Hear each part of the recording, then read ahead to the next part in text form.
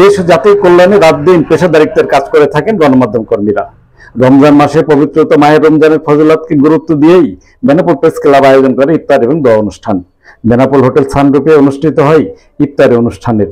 এ সময় উপস্থিত ছিলেন উপজেলা নির্বাহী কর্মকর্তা কাজী নাজিব হাসান ছাড়াও কোট থানার ওসি রাসেল মিয়া, বেনাপোল প্রেস ক্লাবের সভাপতি এনটিভি প্রতিনিধি মহসিন মিলন এবং সাধারণ সম্পাদক নিউজ 24 প্রতিনিধি বকুল মাহবুব, জিটিভির প্রতিনিধি শাহজাহান সবুজ এবং যুগ্ম সম্পাদক সম্মকাল প্রতিনিধি সাজিদুর রহমান, ইন্ডিপেন্ডেন্ট টেলিভিশন প্রতিনিধি এমির রহিম, নয় দিগান্ত প্রতিনিধি রাশিদুর রহমান রাসু ছাড়াও 71 টিভি প্রতিনিধি মুসলিম উদ্দিন পাপ্পু, লোকসমাজ প্রতিনিধি মনিরুল ইসলাম মনির এবং এসএ টিভির প্রতিনিধি নাসির উদ্দিন ছাড়াও এশিয়া টিভির প্রতিনিধি মিলন হোসেন, মোহনা টিভির প্রতিনিধি শিশির সরকার, সংবাদ প্রতিনিধি দেউল কুমার দাস এবং সংগ্রাম প্রতিনিধি মশিউর রহমান, জাইজাদিন পত্রিকার প্রতিনিধি আলী আশরাফ, মানব কণ্ঠ প্রতিনিধি ফারুক হোসেন এবং আনন্দ টিভি প্রতিনিধি নাসির উদ্দিন, সাংবাদিক ফারুক হোসেন সহ আমন্ত্রিত অতিথিরা উপস্থিত ছিলেন।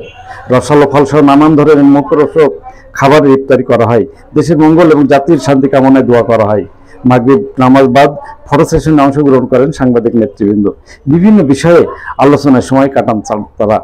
এ সময় কক্সবাজার এবং সুন্দরবন সহ জল ও স্থল পথে ভ্রমণেরও দিক নির্দেশনা দেন সাংবাদিক নেতৃবৃন্দ।